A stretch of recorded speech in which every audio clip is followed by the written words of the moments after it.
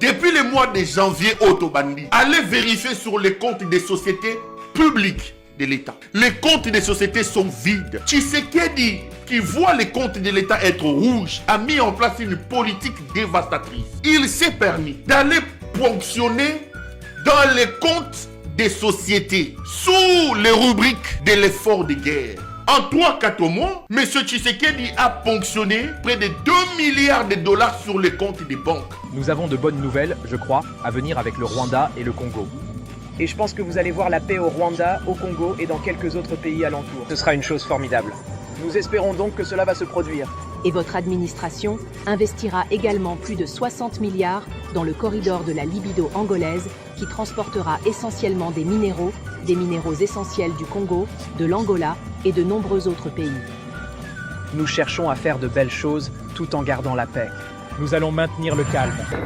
En libérant tous les prisonniers politiques, tant militaires que civils. Ici, je pense à mon ami et compagnon de lutte, Jacques Ndala, qui jusqu'aujourd'hui croupit injustement en prison. Ils sont nombreux là-bas. En cessant des intimidations contre les opposants et les journalistes indépendants. Je voudrais ici, et là je m'adresse aux responsables du PPRD, de ne pas accepter cette décision injuste et illégale par le retour de tous les exilés politiques, entre autres Joseph Kabila, Franck Diongo, Moïse Katumbi, Mouyej, Perron Louara.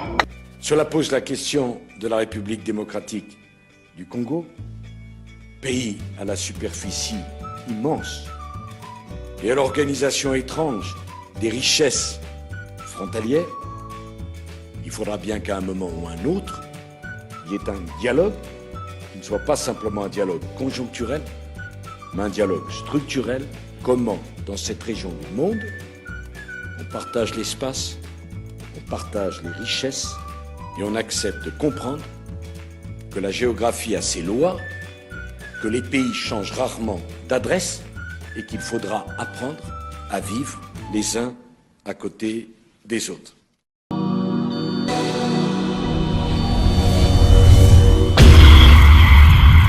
C'est une nouvelle chaîne chez vous, Espoir Henri, Kassima TV. Abonnez-vous massivement. Tous les fans de Maman Tatiana, Bino Baibonara, Tosombi Tinyamakani. Ma indication politique ya kitoko. Venez nombreux vous abonner. S'il vous plaît, n'ayez pas la rabino. Pourquoi pas Tolali Tolamuki comme si un maman 10K 24. N'est-ce pas? Et aussi un vrai bien parce que seul soutien, on a ces cabinets, les alliés pour s'abonner massivement ici, les alliés ya professionnalisme. Olingaka musique, olingaka politique, olingaka nyonso awa, tokobanda kolobela ba sujet tout. Iko okelo, n'est-ce pas? Allez, à suivre.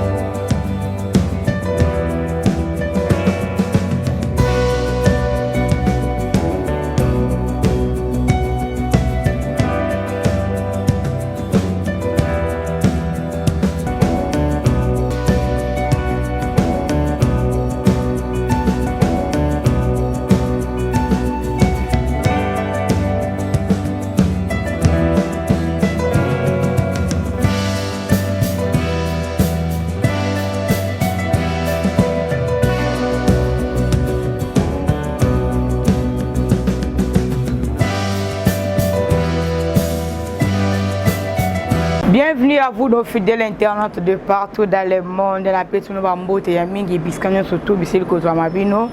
Ndenge bo sepela ka kolanda biso en direct à Espoir HK Télévision et Zali Bongo Abino Kadette Mouswamba, la présentatrice de l'émission Masolo ya Mboka. Oui, le kanaka bongo na chaîne Nabino Espoir HK Télévision.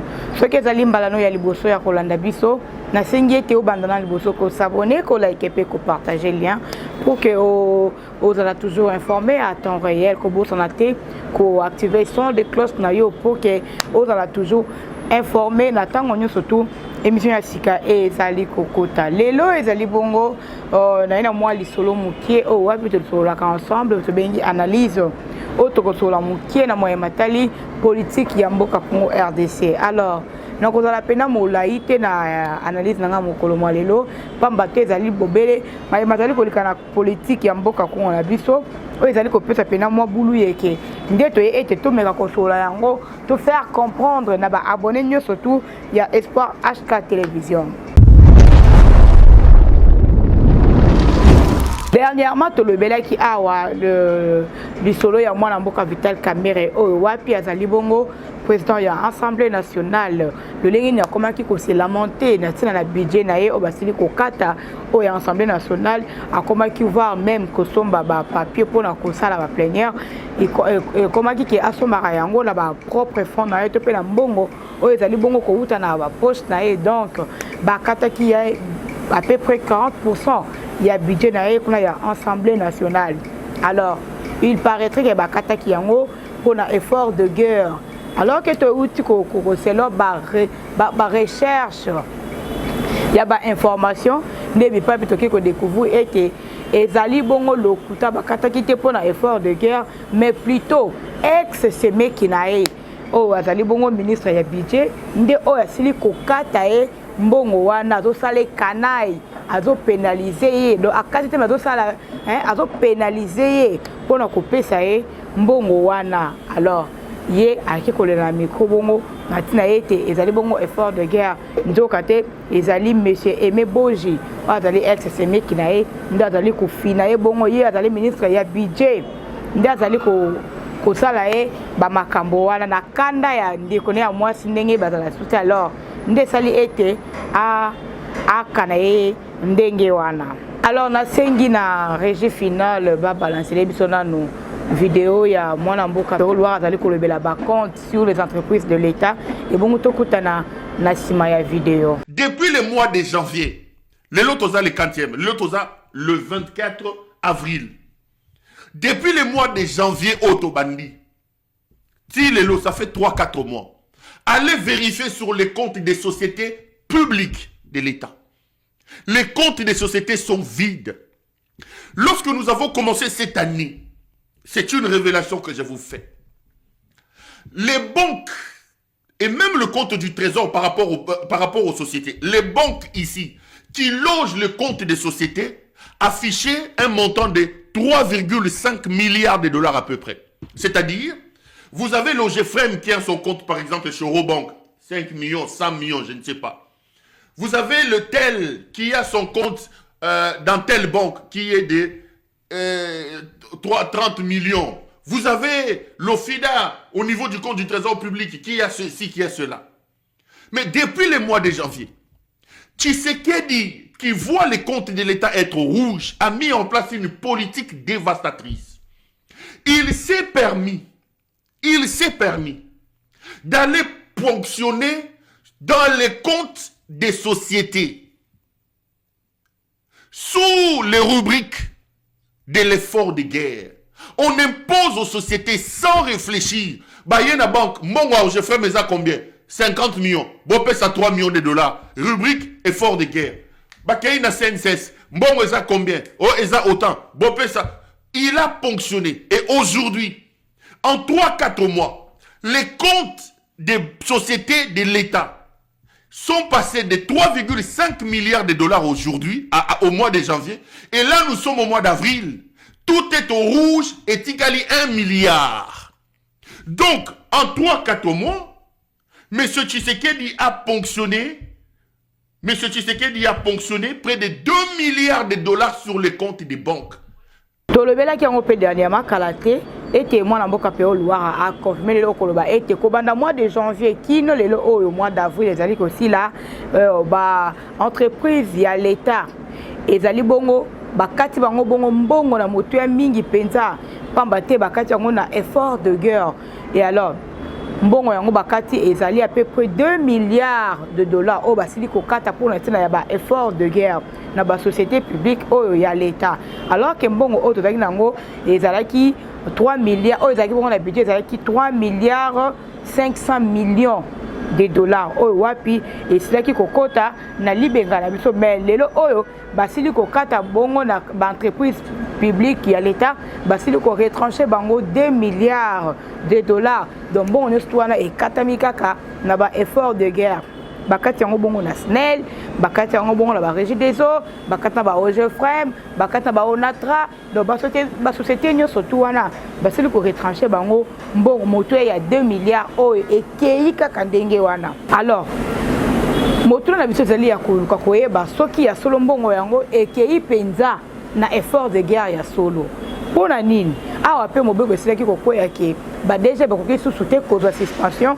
et pas ya ba ministre, mais suspension na bango e kokwea bongo kaka epai ya tata mokambi ya ekolo siko awa pe ba déjà bazobimisa mbongo kezo kende na effort de guerre to perdre déjà 2 milliards de dollars o ekei pona effort de guerre. Est-ce que ezo kende pena pona effort de guerre si ezali bongo canal oyo ko favoriser ba DG bakoka pena ko benda pe ya bango misolo ou d'où par contre bakoka pena ko détourner ndenge lopoto ngo misana ko bimela bako profiter na sima ya effort de guerre wana ba détourner parce que babi ki nota ba détourner bongo et keka na canal ya effort de guerre et puis ministre te akoya ko couper ça sous mot d'ordre to proposer suspension pamba te suspension ya ba DG et tikalika kana tata mokambi ya ekolo ye moko bomoni en quelque sorte effort de guerre yango et ko favoriser ba détournement et pas il y a ba DG et les sous décision là c'est là qui cause mal conseil des ministres et sous ko encourager ba détournement et pas il y a ba DG il y a ba société publique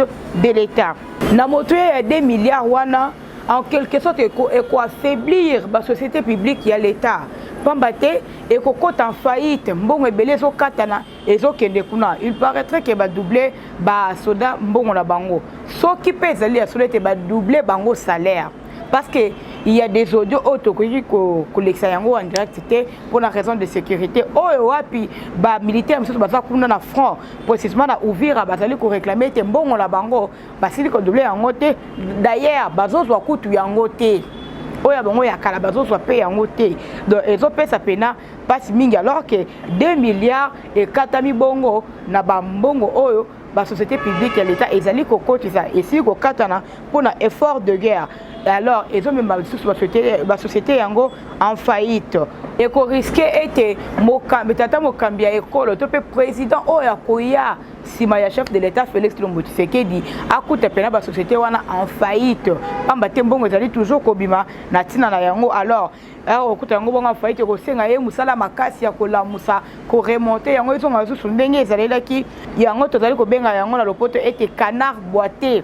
Canard boité zali bongo libata oyo azali na lokolo ya kobukana lolenge azali koketa na démarche libata déjà mais ko abukana sous lokolo ndenge ba société na biso et ko risquer et comment du jour au lendemain na ali oyo ezali kokende ya kobimisa mosolo na tina na yango kotinda na effort de guerre soki pe ezali pena kokende na effort de guerre ndenge ezali koloba mandenge wana. Alors que soki pena to longi lisusu etumba oyo te ou bien to gagner guerre oyo te comme il faut ou bien comme il se doit et que ça soit faillite ya makasi koleka pamba te mbongo ebimi ba déjà bazali ko profiter ça bango ko détourner ba bloc ba société et ko en faillite. Alors et singa pena été to longa penza yango ndenge esengeli malgré ba ko sili ko signa mais to na pota pena ya kolonga yango pamba te et ko risquer et même sous na faillite ya makasi. Alors na sengi na régie finale baba na célébration lisusu vidéo ya mwana mboka Pero Luara oyo wapi place azali ko lebela ba dette publique wana oyo wuti de 3 milliards kino na 11 milliards et bongo tokutana na sima ya ba vidéo oyo azali ko lebela dette publique. Ce type a pris les pouvoirs en 2018 2019 janvier. Il a trouvé près de 4 milliards de réserves d'échange. Il a trouvé une dette extérieure de moins de 3 milliards de dollars américains. Il a trouvé le dollar à un certain niveau. Il a trouvé qu'un système était mis en place où les fonctionnaires recevaient leur argent. 6 ans plus tard, nous avons plus de 11 milliards de dettes extérieures. 6 ans plus tard, 6 ans plus tard. Je vous parle de l'argent que Tshisekedi a pillé entre janvier et avril. Dans les comptes des sociétés publiques. Sociétés publiques, des entreprises publiques de l'État. Alors au-delà maintenant, je vous ai déjà donné cet exemple. Entre 2019 et 2024, Tshisekedi a endetté la République à plus de 10 milliards. Nous sommes à plus de 11 milliards de dettes extérieures. 11 milliards de dettes extérieures. Qu'avons-nous fait avec cet argent? Peut-il vous montrer combien de kilomètres de routes il a construit avec cet argent? Peut-il vous montrer combien d'hôpitaux monsieur a construit? Peut-il vous montrer combien de kilomètres, combien d'hectares de maïs, combien d'hectares? Nous parlons de milliards de dollars, milliards de dollars. Bolandi bongo vidéo ndeko Pero Loire azali ko expliquer le lengeni nimboka na biso ezalaki bongo na nyongo ya Banque mondiale na 2018 nyongo wana ezalaki bongo ya 3 milliards et lelo oyo ekomi 11 milliards de dollars.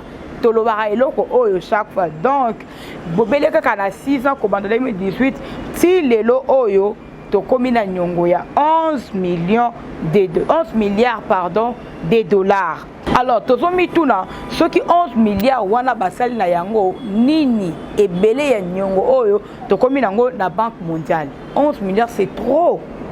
Basali nango nini nde tozali komi tuna eloko nini esali parce que guerre esilite nzala eza na mboka misala kutu ezate Kinshasa eza ya kokufa alors que Kinshasa yango nde capitale miroir ya Congo RDC eza ya kokufa banzela na ba province ezate nzela oyo komema ta biloko ke eya koto ezate mais 11 milliards oyo esali musala nini nde mutuna oyo tosali komi tuna penza soki tososoli malamu nyonso wana ezali parce que tata mokambi ekolo na biso aza vraiment mal entouré nde na lobaka yango. Papa mokambi ekolo azali vraiment mal entouré. Papa Félix Tshisekedi ntonga kobela misango yonso bakamba tangila entourage weba. Entourage weba kena mwikala mwimpato. Bali bakwesha mibelu ilika yisha litunga kumpala to misango yonso. Bali bakuiba makutaka be batangile to bakukula tisha mabe akwalukitila wo wankayeba parce que ulumwikala mal entouré. Bantu bali bakujinga kabena bakwambulisha kumibelu ya mipa. Il doit kuisha litunga de to kumpala na somusango moyela to.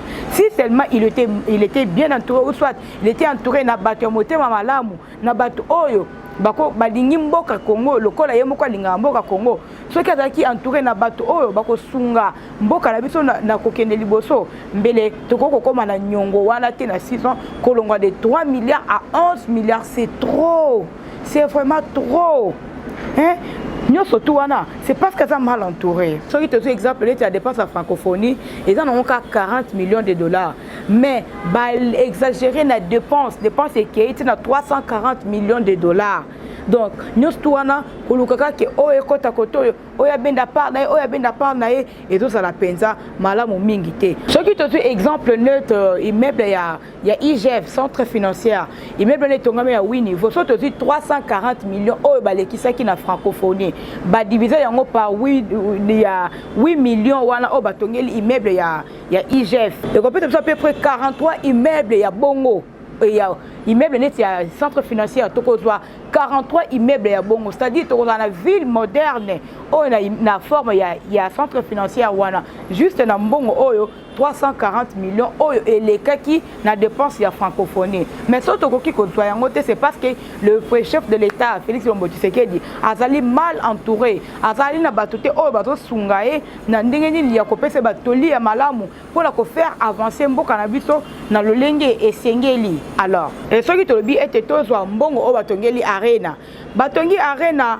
na une somme ya 129 millions oyo batongeli arena wana so tobi tocha yango na nzela babongisa banzela alors que le professeur Godin Mpoya lobert na biso l'autre fois que 1 km ya nzela batongaka yango bongo na 400 000 dollars sikozwa na 1 km 400 000 dollars 400 000 wana po tokoma na 129 millions obi ke tokotonga combien de kilomètres ya nzela au moins que ville msuna Kinshasa awa tokozana banzela ya propre ya malamu penza koleka na mbongo kaka oyo batongeli arena wana on le ko kota ngona eloko oyo ko produire lelo na lobité ozomona nyonso tona je répète encore c'est parce que azali bongo na entourage ya malamu te. Alors to lobela pena no sujet bongo ya mwana mboka Jean-Marc Kabound o wapi asilaki ko s'adresser na gouvernement ba réjouissance à le biais des alliés gouvernement oyo balingi bisengo bazo se réjouir na botina bango et asuki wana te yepe kuna nani Augustin Kabuya CG ya IDPS à répondre yepe to le bela pena no sujet yango pamba te kona to sili komona ete Jean-Marc Kabound le biais des gouvernement oyo ezali en place en minute ezali gouvernement ya ba réjouissance les CG ya IDPS Augustin Kabuya atiki bongo te à répondre à le bina ye yo tango utaki kamina tuni Jean-Marc Kabound tango utaki kamina zalaki na mbongo nini e ndako oyo atongi kuna na Kingabwa est-ce que atongi na mbongo na ye prochainement n'est-ce pas qu'atongi pe kaka na mbongo ya ba réjouissance ya gouvernement wana yé pas qui ko faire partie na gouvernement wana c'est-à-dire yé pas ça réjouissant lokola bango misusu oyo lelo oyo à côté le mandenge ni koloba ete gouvernement oyo ezali ba réjouissant et biso pe to bosana te que Jean-Marc Kabound azali pe moko ya batu oyo ba piye mboka oyo to bosana yango te Jean-Marc Kabound ceux qui bazali ko se disputer entre ye na CG Augustin Kabuya et dans le quoi biso na ya mwesi na mobali bakosuka bango kana koyokana parce que ezali nango ndenge na bango ils finiront toujours ya koyokana bango mibale. Et alors na sengi na régie finale ba balancer les biso vidéo ya Jean-Marc Kabound bongo tokutana na simana yango. Et ceci en libérant tous les prisonniers politiques, tant militaires que civils. Ici, je pense à mon ami et compagnon de lutte Jacqueline Dala, qui jusqu'aujourd'hui croupit injustement en prison. Ils sont nombreux là-bas. En cessant des intimidations contre les opposants et les journalistes indépendants. En cessant toute entrave au fonctionnement des partis politiques de l'opposition pour des motifs fallacieux.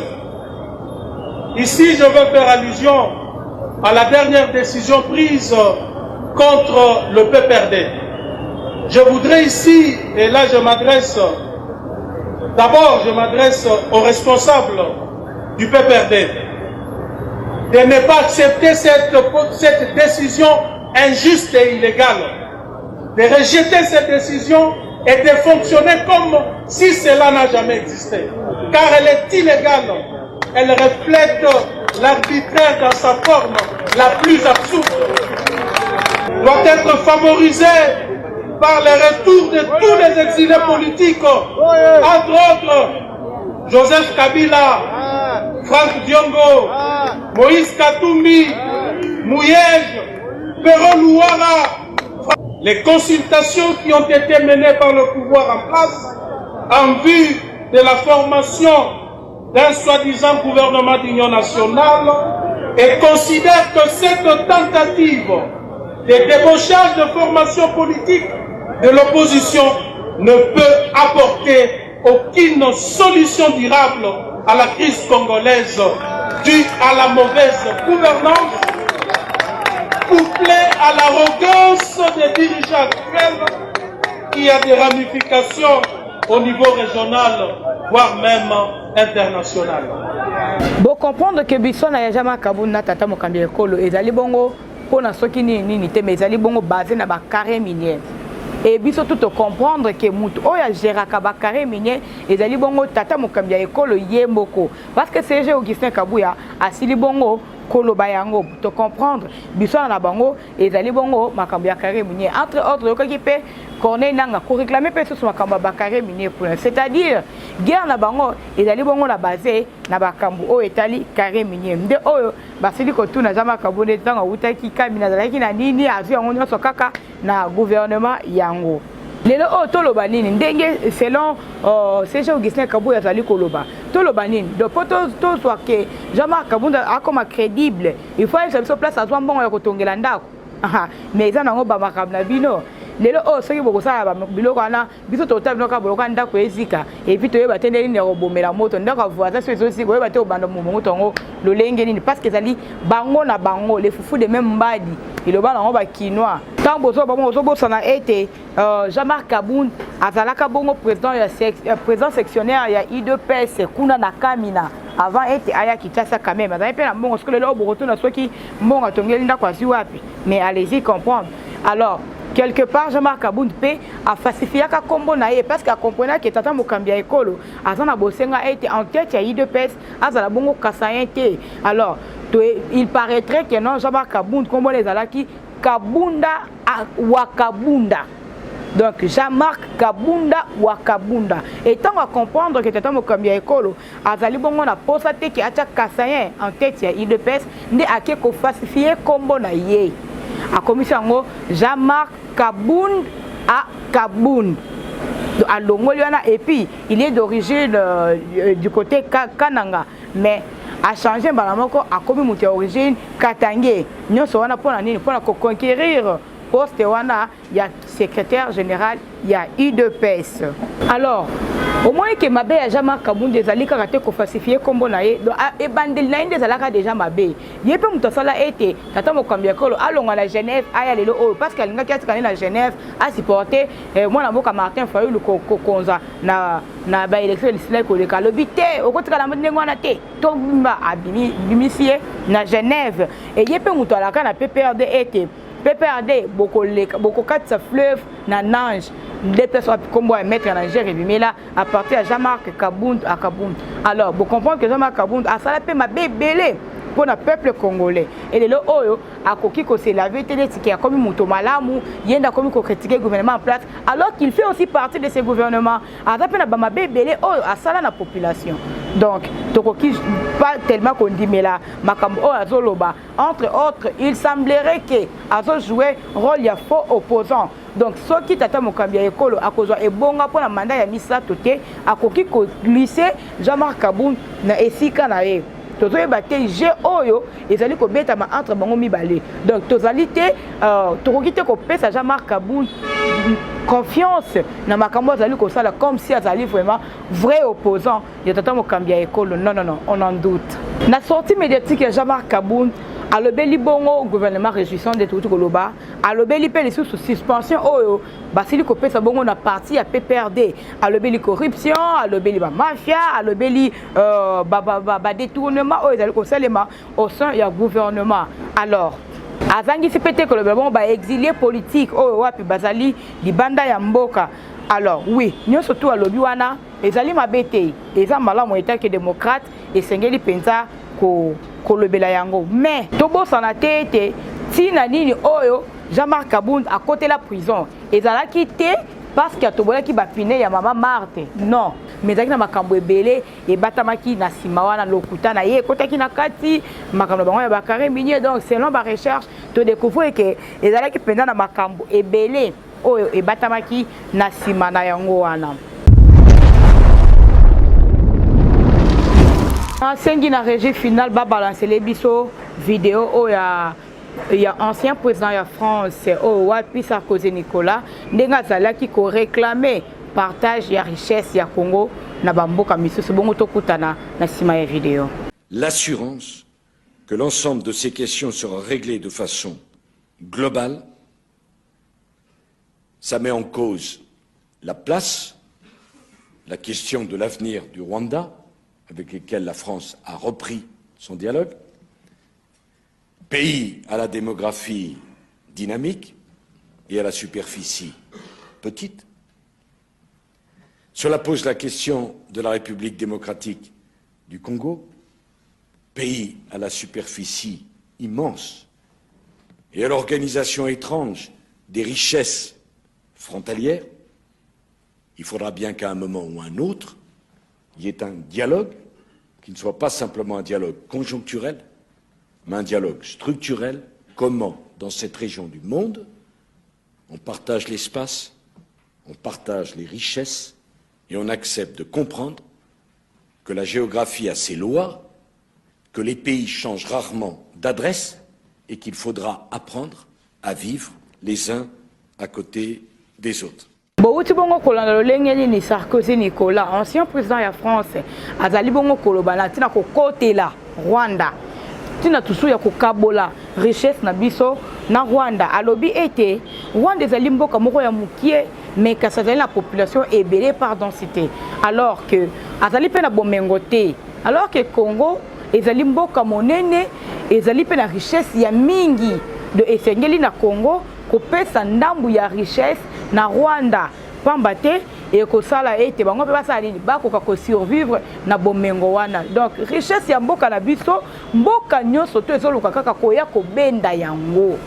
Mboka nyonso surtout ba bazali nzinga na biso na ba mboka oya Europe bazoluka toujours le lenge nini bako tirer par na bango na richesse oya biso.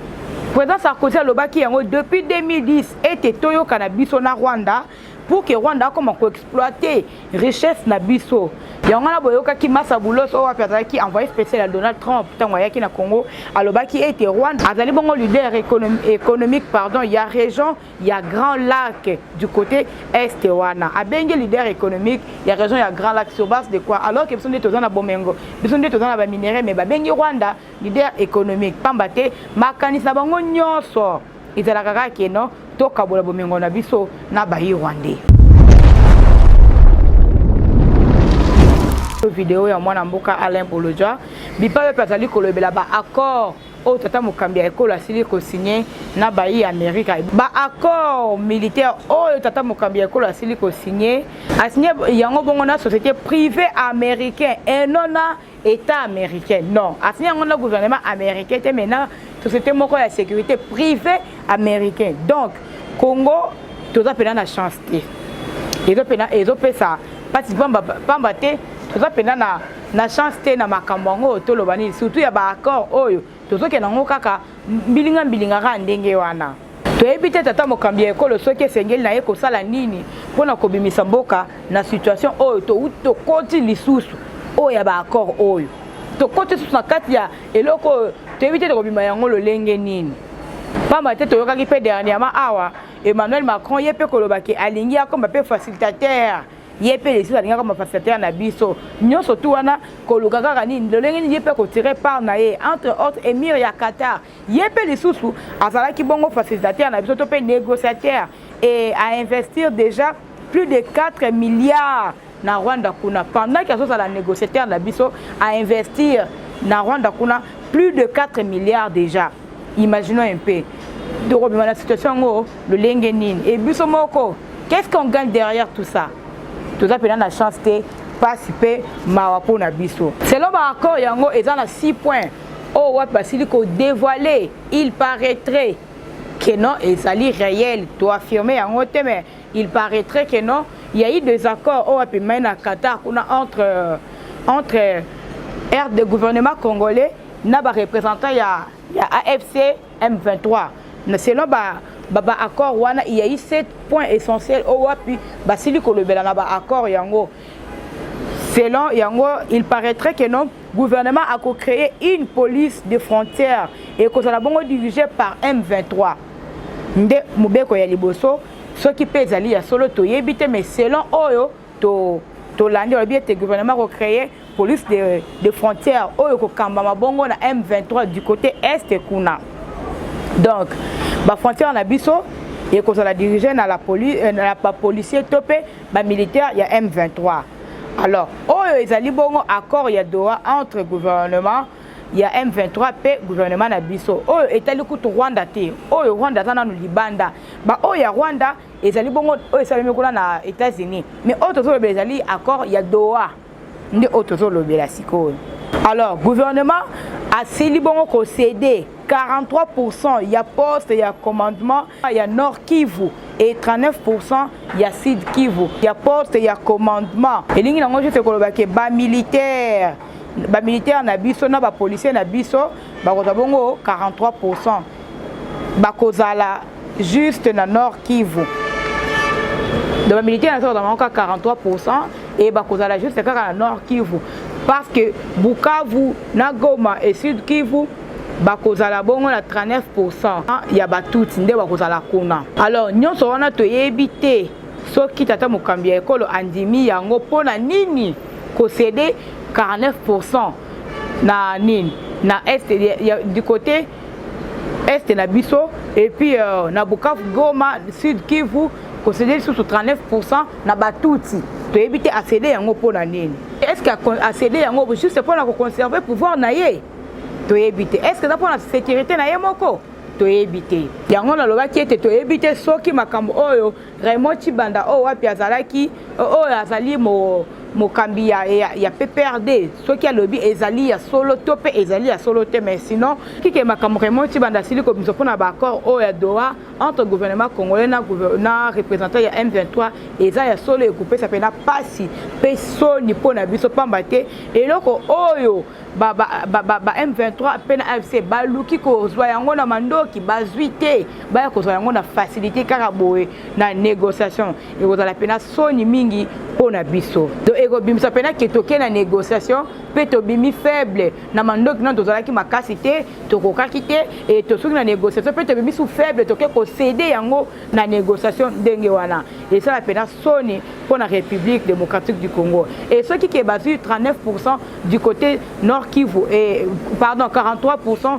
du côté nord Kivu et 39% du côté sud Kivu, c'est-à-dire nyonso wana bamba te bakokoma na autonomie na bango moko bakozala pe na gouvernement na bango to lo bandenge wana alobi lisusu ete gouvernement andimi kosede parti ya Ituri, Maniema, Otuwele, Tanganyika, sud-est wana nyonso tu wana ekoma zone sinistrée ekozala na statut particulier na bango moko statut particulier dont autonomie nango autonomie fiscale pe financière ekozala bongo sous la gestion ya M23 toloba nini comme république mosusu non ba zone sinistrée wana ekoma baza na autonomie fiscale pe financière na bango moko o eza bongo géré na M23 imaginons un peu alobi lisusu ete gouvernement congolais a reconnaître ba grade ya ba militaire pe ba policier na bango na kati ya armée na biso c'est-à-dire soki ba soldat na bango kuna bazala azalaki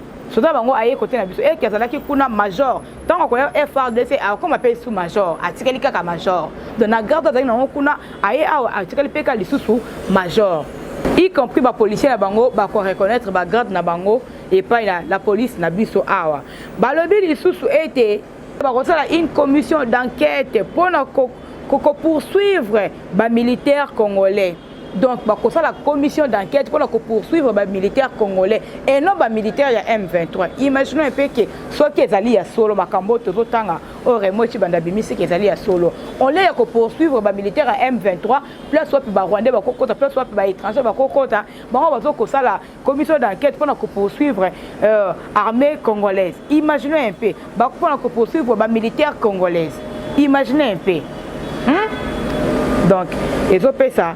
Soni n'a pas soki ke ba makambo oyo ekozala penza ya solo. Alors, asuka kiwana te alobaki lisusu ke tout le cadre ya M23 doivent être intégrés dans la présidence, primature et cours et tribunaux. Le cadre ya M23 AFC et sengela bango ko kota na présidence, ba kota na primature, ba kota pe na ba cours et tribunaux. Imaginons la suite de ça.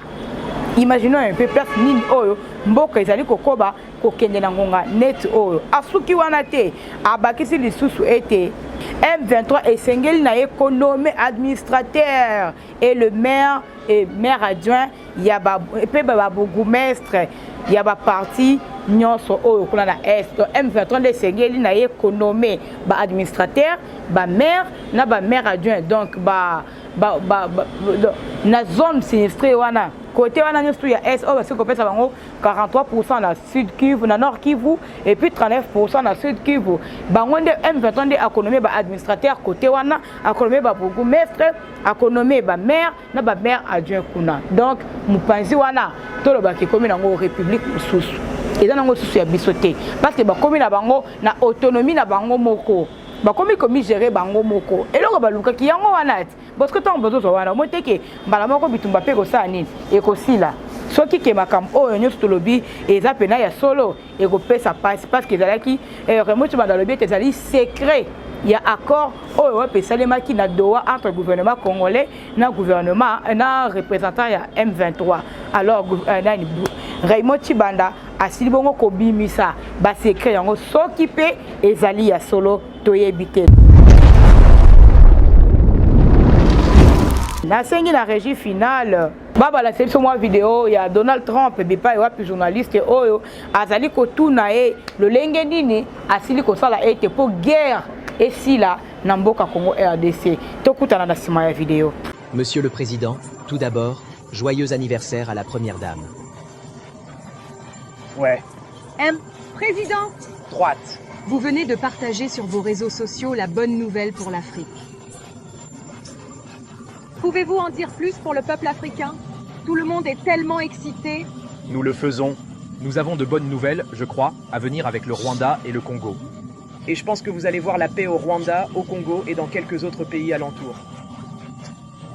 Et ce sera une chose formidable. Nous espérons donc que cela va se produire. Et votre administration investira également plus de 60 milliards dans le corridor de la libido angolaise qui transportera essentiellement des minéraux essentiels du Congo, de l'Angola et de nombreux autres pays. Nous cherchons à faire de belles choses tout en gardant la paix. Nous allons maintenir le calme. Merci chérie. L'épidémie de diesel. Bolandi bongo le lenge ni journaliste oyo azali ko tuna e Donald Trump oyo azali mokambi ya États-Unis d'Amérique le lenge ni asili ko sala ete pona guerre esila na mboka Congo RDC et à répondre e ko loba ete ba ko sala pena makasi pona ko silisa guerre place nyonso tout oyo ezali na kati ya Afrique pona ke guerre sanine esila bazali na pona ko luka ndenge nini ya kocha kimia. Alors, à tenir les sous sur les 60 milliards de dollars, Amérique a si bon pour investir dans Mboka Congo RDC. Ne pas y voir parce que a été nous allons bon partenariat pour travailler en collaboration na Mboka Congo RDC. Il y a aussi côté 60 milliards wana na investigation na Mboka Congo RDC. Donc, quoi investir wana topé aussi sa guerre et ça li kaka n'avantage de mon côté et 60 milliards oyo retenez bien et ça li kaka biso mon côté mais ça li bongo ya mboka misato RDC na kati Rwanda na kati ya mon côté États-Unis azana kati wana bon voyez un peu la suite oyo wapi et copé ça toko suki sa bongo te to le bela pe descente ya baisem copé SCC bango bongo basili ko kita na Qatar bakeko kutana na émir ya Qatar na tina toujours ya koluka dialogue pe kolwa le ngeni ni kimia pena ya solo et kokota mais to comprendre était malgré tournant na bango basili ko sala tata mokambi ya ekolo to pe gouvernement congolais bazo sepela na bango lisusu te et puis balingi ata su ko yamba bango te tant bayaki ba résident na Kinshasa mais bayamba ki bango te na gouvernement pamba te ba démarche na bango ekomi ko pesa kanda et pas ya tata mokambi ya ekolo. Donc surtout tobito songa wa muke na tina ya accord o basili ko signer na États-Unis kuna ezali tata mokambi ekolo asili bongo ko signer accord na Eric Trans ye wapi azali le patron ya agence de sécurité Blackwater wana ezali agence de sécurité oyo et sala mingi na ba pays oyo ezala na ba guerre a sala pe lisusu na Irak pe Afghanistan na ba place oyo guerre et salema mingi. Alors eza Blackwater entreprise wana et société ya sécurité wana baye te pona ko protéger ko bundela mboka Congo RDC non mais baye plutôt pona ko sécuriser ba entreprise américain oyo ekotala bongo placé na mboka Congo RDC entre autres na ba mine wana o bazali ba contrat de mine dosili ko signé ba inde pona ko sécuriser yango et pour encheminer yango ti na port ya lobito oyo ezali kuna na Angola oyo to bénéficiera na yango teti lelo oyo malgré que ezali bongo na tina na biso. Voilà, nous mettons un point final na lisolo na biso ya mokolo lelo. Je vous avais bien dit que na ko la penza mo laïté.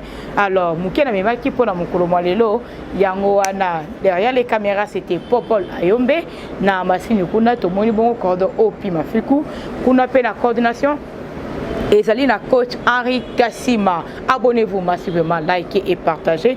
Tombe limbotama elamu na nani. Tombe limbotama elamu na Famiette Basilois. la suite water mai ya kimia mai ya bopeto to tombelo mbotama et là ma petite sœur chérie Famiette Basilwa la douce autrement appelée maman ya bala nangai. Une année de plus de ton côté. Joyeux anniversaire Famiette. On se retrouve prochainement. Bye.